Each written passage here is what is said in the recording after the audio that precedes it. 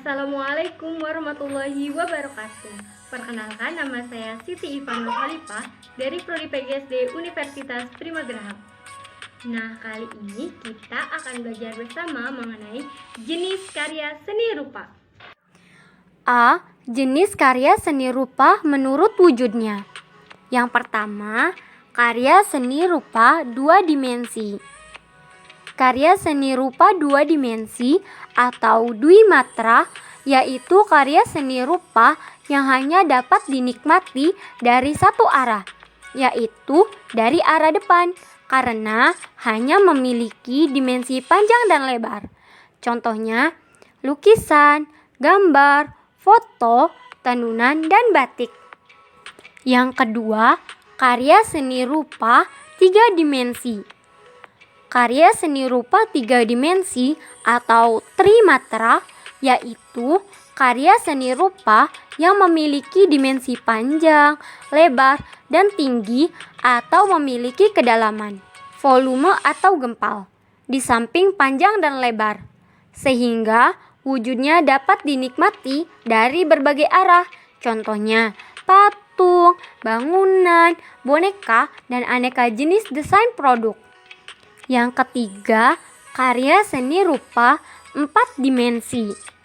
Karya seni rupa empat dimensi atau bisa pula disebut seni rupa berbasis waktu, time-based art, merupakan fenomena baru dalam dunia seni rupa yang mencakupi yang pertama, seni rupa video atau karya seni rupa yang ditampilkan dalam bentuk video yang menghadirkan gerak dan bunyi. Karya tersebut dapat ditampilkan pada layar monitor dan juga dapat diproyeksikan dengan menggunakan media cahaya ke tembok atau dinding. Yang kedua, seni rupa pertunjukan atau happening yang melibatkan perupa yang sedang beraksi. Aksi perupa direkam dalam foto atau video, tetapi aksi perupa tersebut merupakan karya seni rupa itu sendiri. Yang ketiga, seni rupa media baru yang bersifat interaktif seperti seni rupa digital, animasi komputer, robotika yang dimanfaatkan oleh perupa untuk mengeksplorasi potensi dan teknologi baru tersebut. Yang B, jenis karya seni rupa menurut fungsinya. Berdasarkan fungsinya, karya seni rupa dapat dibedakan atas karya seni rupa murni, fine art, dan karya seni rupa terapan, applied art. Yang pertama, karya seni rupa murni, fine art. Karya seni rupa murni adalah karya seni rupa yang dibuat semata-mata dengan niat untuk memenuhi kebutuhan mengekspresikan rasa indah atau rasa estetis.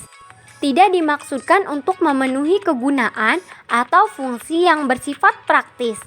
Contohnya, lukisan, patung, tapestri, atau karya seni rupa lainnya yang dihasilkan oleh seniman sebagai ekspresi estetik. Istilah seni rupa murni ini muncul untuk pertama kalinya di Eropa pada masa Renaissance yang kemudian identik dengan seni tinggi untuk memberdayakannya dengan seni rendah yang dipertunjukkan bagi seni terapan. Yang kedua, karya seni rupa terapan, applied art. Karya seni rupa terapan adalah karya seni rupa yang dibuat dengan maksud untuk memenuhi fungsi atau kegunaan tertentu yang bersifat praktis. Karya seni rupa yang termasuk dalam golongan ini pada umumnya berupa karya desain atau karya seni kriya dalam bentuk dua dimensi, misalnya poster, spanduk, baliho atau billboard, brosur, kulit buku, dan logo. Dalam bentuk tiga dimensi, misalnya perabot, peralatan, kendaraan, dan arsitektur. Yang C, jenis karya seni rupa menurut teknik pembuatannya. Berdasarkan teknik pembuatannya, karya seni rupa dapat dibedakan antara lain seni rupa yang dibuat dengan memberi goresan atau sapuan warna, mencetak, mengukir, menganyam atau tenun, menyulam, menempel, membentuk atau mengonstruksi, merangkai, menyimpulkan, dan membatik. Yang pertama, karya seni rupa yang dibuat dengan teknik goresan atau sapuan warna. Karya seni rupa yang dibuat dengan teknik goresan atau sapuan warna dapat berupa gambar atau lukisan. Gambar biasanya didominasi oleh goresan linier seperti yang dihasilkan oleh pensil, pena, atau marker. Sedangkan lukisan ditandai dengan pengecetan yang menggunakan alat semacam kuas. A. Seni gambar.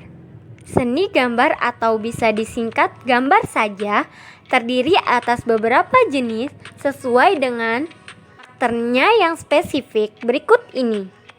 Diuraikan beberapa jenis diantaranya. Yang pertama, gambar bentuk. Gambar bentuk adalah jenis gambar yang dibuat dengan prinsip yang menempatkan menggambar seolah-olah berfungsi sebagai pemotret yang berupaya memindahkan objek, sebuah atau sekelompok benda ke bidang gambar tersebut, seperti yang ia amati secara langsung. Objek gambar bentuk pada umumnya berupa alam benda atau benda tidak bergerak atau mati. Yang kedua, gambar model. Gambar model adalah gambar yang menampilkan sosok makhluk hidup, terutama manusia, sebagai objek. Yang ketiga, gambar ilustrasi. Gambar ilustrasi atau bisa disingkat ilustrasi saja dalam pengertian yang luas diartikan sebagai gambar yang menjelaskan atau menceritakan. Karya ilustrasi dapat digolongkan atas beberapa jenis, di antaranya ilustrasi karya iptek, scientific illustration, ilustrasi cerita, story illustration, ilustrasi editorial, ilustrasi karikatur, ilustrasi kolom, ilustrasi kartun, dan ilustrasi lainnya. Contoh yang pertama, contoh gambar bentuk. Yang kedua, contoh gambar model. Yang ketiga, contoh gambar ilustrasi. Yang keempat, gambar proyeksi dan perspektif. Gambar proyeksi dan gambar perspektif dikategorikan sebagai gambar teknik konstruktif karena sifatnya yang sangat teknis, matematis dalam kehidupannya dengan perencanaan yang dilakukan di dunia keinsinyuran dan desain. Yang kelima, gambar dekorasi. Gambar dekorasi yaitu gambar yang dibuat untuk ditetapkan sebagai hiasan pada barang atau benda tertentu untuk menambah kesan estetik barang atau benda tersebut. Wujud gambar dekorasi beraneka ragam, baik berupa bentuk geometris maupun bentuk-bentuk organis. Yang keenam, gambar sket. Gambar sket atau sketsa, secara umum dikenal sebagai bagian atau rencana bagi sebuah karya seni rupa, patung, lukisan, desain produk, dan sebagainya. Sket dimaknai sebagai gambar kasar bersifat sementara, baik di atas kertas maupun di atas kanvas, dengan tujuan untuk dikerjakan lebih lanjut menjadi sebuah karya seni rupa. Yang ketujuh, gambar imajinasi. Gambar imajinasi berupa gambar yang menampilkan objek yang khayali sebagai wujud dari imajinasi sang penggambar. Objek yang digambarkan dapat bertolak dari objek yang dikenal dalam kehidupan atau objek yang sama sekali abstrak. B. Seni lukis. Seni lukis merupakan bidang seni rupa yang khusus karena perannya dalam mempengaruhi perkembangan dunia seni rupa. Seni lukis pula dikategorikan berdasarkan bahan pewarna yang digunakan. Pengkategorian ini kemudian melahirkan seni lukis cat minyak, seni lukis akrilik, seni lukis cat air, seni lukis tempera, seni lukis encaustic atau lilin panas, seni lukis tinta, khususnya seni melukis tradisional Cina, seni lukis pastel, dan seni lukis media campuran, mixed media. Secara tradisional, berdasarkan bidang lukisnya, seni lukis dibedakan atas seni lukis easel dan seni lukis mural. Yang pertama, seni lukis easel, yaitu seni lukis yang berukuran relatif kecil yang dibuat dengan menggunakan penopang yang disebut easel. Lukisan dalam ukuran kecil ini menggunakan kanvas, hardboard, dan papan sebagai bidang lukis. Dan yang kedua, seni lukis mural, yaitu seni lukis yang dibuat pada permukaan bangunan, dinding langit-langit yang memungkinkannya tampil dalam ukuran raksasa. Yang C, seni kaligrafi. Kaligrafi bermakna seni tulis indah sesuai asal katanya dari bahasa Yunani. Kaligraphia. Kali berarti indah dan graphia berarti tulisan. Dalam penulisan seni kaligrafi biasanya digunakan pena atau kuas yang berbeda ketebalannya agar terlihat bentuk tebal tipis yang dihasilkan. Keindahan seni kaligrafi tercapai melalui huruf atau rangkaian huruf yang tegas, berirama, dan harmoni. Yang kedua, karya seni rupa yang dibuat dengan teknik cetak. Karya seni rupa yang dibuat dengan teknik cetak disebut seni grafis atau dalam bahasa Inggris disebut printmaking. Proses pembuatan karya ini diawali dengan membuat image atau citraan yang disebut clays. Setelah image atau citraan pada clays terbentuk, barulah dilakukan pencetakan. Yang ketiga, karya seni rupa yang dibuat dengan teknik ukir. Mengukir adalah salah satu jenis teknik yang digunakan untuk menghasilkan karya seni rupa.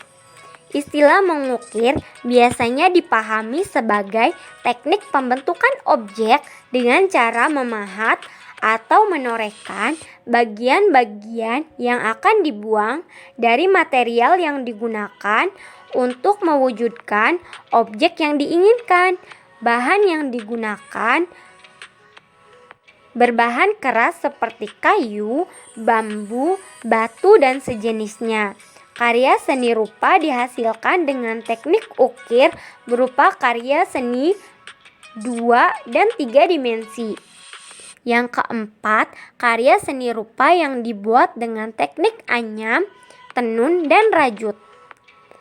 Menganyam dan menenun adalah teknik berkarya seni rupa yang dihasilkan dengan cara susup menyusupkan atau silang menyilangkan antara fungsi dan pakan. Karya yang dihasilkan dengan teknik ini disebut teknik anyam. Pembuatan seni anyam dalam masyarakat Indonesia merupakan kegiatan yang turun-temurun. Yang kelima, karya seni rupa yang dibuat dengan teknik sulam. Menyulam adalah teknik berkarya seni rupa pada kain dengan cara menjahit menggunakan susuk hias benang, pita, payet, dan variasi bahan lainnya. Hasilnya disebut karya seni sulam. Yang keenam, karya seni rupa yang dibuat dengan teknik tempel. Yang terbagi menjadi 3, seni mosaik, seni kolase, dan seni montase. Kita yang bahas yang pertama, seni mosaik. Seni mosaik adalah jenis karya seni rupa berupa gambar atau lukisan yang dibuat dengan menempelkan potongan-potongan kecil material yang berukuran relatif sama. Yang B, seni kolase. kolase. Seni kolase adalah jenis karya seni rupa yang dibuat dengan menempel potongan, pecahan, atau kepingan material. Yang C. Seni montase. Seni montase adalah jenis karya seni rupa yang dibuat dengan menempelkan kertas atau bahan tempelan lainnya yang berisi gambar atau foto. Yang ketujuh, karya seni rupa yang dibuat dengan teknik membentuk dan mengonstruksi. Terbagi menjadi 3, seni patung, seni keramik, dan seni arsitektur. Yang A. Seni patung. Seni patung adalah jenis karya seni rupa 3 dimensi yang dibentuk menurut jenis bahan yang digunakan. Yang B. Seni keramik. Seni keramik adalah jenis karya seni rupa yang perwujudan objeknya dilakukan dengan menggunakan material non-logam dan anorganik berbentuk padat melalui proses pembakaran bersuhu tinggi. Yang C. Seni arsitektur. Seni arsitektur dapat dipandang sebagai karya seni rupa 3 dimensi. Seni arsitektur memiliki sifat kekuatan atau ketahanan agar tidak membahayakan penggunanya, sesuai dengan fungsi serta keartistikan wujud. Yang ke-8, karya seni rupa yang dibuat dengan teknik merangkai dan menyimpul. Yang A. Seni morance. Seni morance adalah suatu kegiatan membuat benda-benda kerajinan dengan cara menyusun atau merangkai benda berlubang atau sengaja dilubangi untuk menghasilkan suatu benda dalam wujud baru. Yang B. Seni makrame. Seni makrame adalah jenis produk kerajinan yang dibuat dengan cara merangkai atau menyusun benda-benda berupa tali. Yang C. Seni ikebana. Ikebana adalah karya seni rupa yang dihasilkan dengan cara merangkai bunga. Yang ke-9, karya seni rupa yang dibuat dengan teknik membatik.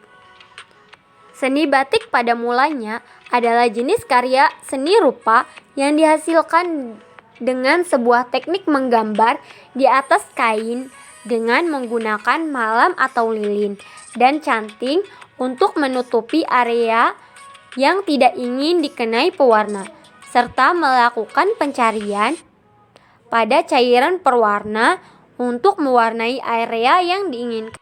Yang ke-10, karya seni rupa yang dibuat dengan teknik lipat. Seni melipat kertas. Seni melipat kertas merupakan cabang seni rupa yang telah tua. Seni melipat kertas dikenal dengan nama origami.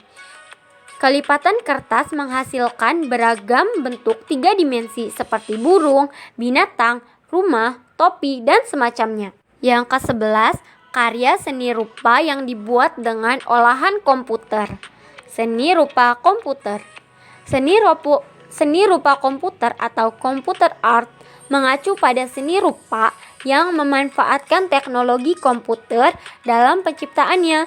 Pemanfaatan komputer dalam seni rupa antara lain seni rupa multimedia, seni rupa media baru, dan juga seni rupa digital.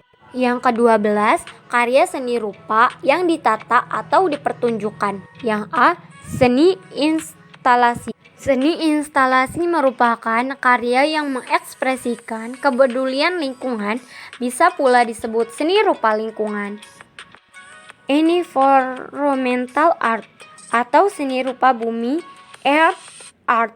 Karya seni rupa instalasi dapat bersifat sementara atau dipasang selamanya. Yang B. Seni rupa happening atau seni rupa pertunjukan. Seni rupa happening merupakan sebuah bentuk improvisasi atau pertunjukan spontan dari seorang atau beberapa orang perupa. Yang D. Jenis karya seni rupa menurut sikap batin senimannya. Jenis karya seni rupa berdasarkan sikap batin penciptanya dapat dikelompokkan atas 3, yaitu yang pertama, sikap batin penciptanya yang cenderung mengikuti peraturan. Yang kedua, sikap batin pencipta yang berpijak pada filosofi modernisme. Yang ketiga, sikap batin pencipta yang berpijak pada postmodernisme. Yang pertama, karya seni rupa tradisional. Karya seni rupa tradisional memberikan pemahaman bahwa batasan tradisional pada suatu karya seni rupa melekat pada tradisi, budaya, etnis, atau bangsa. Seni rupa tradisional bersifat lokal atau kedaerahan.